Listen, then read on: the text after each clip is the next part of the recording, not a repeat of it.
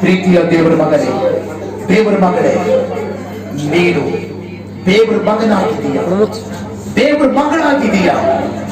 ನಿನ್ನನ್ನು ದೇವರು ಕರೆದಿದ್ದಾನೆ, ನಿನಗೊಂದು ಚಾನ್ಸ್ ಕೊಟ್ಟಿದ್ದಾನೆ, ಒಂದು ಅವಕಾಶ ಕೊಟ್ಟಿದ್ದಾನೆ ಈ ಸಭೆ ಒಳಗಡೆ.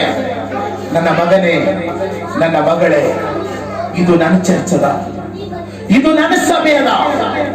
ನಾನು ನಿನ್ನನ್ನು ತುಂಬಾ ಪ್ರೀತಿ ಮಾಡ್ತೀನಿ. ನನ್ನ ಸಭೆಯಲ್ಲಿ ನೀನು ಸರಿಯಾಗಿ ನಡ್ಕೋ. ನಾನು ನಿನ್ನನ್ನು ಆಶೀರ್ವಾದ ಮಾಡ್ತೇನೆ. ನೀನ್ ನನ್ನ ಸಭೆಯಲ್ಲಿ ನನಗೋಸ್ಕರ ಕಷ್ಟಪಡು. ಈ ಸಭೆ ಒಳಗಡೆ ಯಾವುದೇ ಅನ್ಯಾಯ ಮಾಡಬೇಡ. ಈ ಸಭೆಯಲ್ಲಿ ನೀನು ಅನ್ಯಾಯವಾಗಿ ನಡ್ಕೋಬೇಡ, ಅನ್ಯಾಯವಾಗಿ ನೀನು ಜೀವಿಸಬೇಡ. ನಾನು ನಿನಗೆ ಅವಕಾಶ ಮಾಡಿಕೊಟ್ಟಿದ್ದೀನಿ, ನಾನು ನಿನ್ನನ್ನು ಆಶೀರ್ವಾದ ಮಾಡ್ತೇನೆ.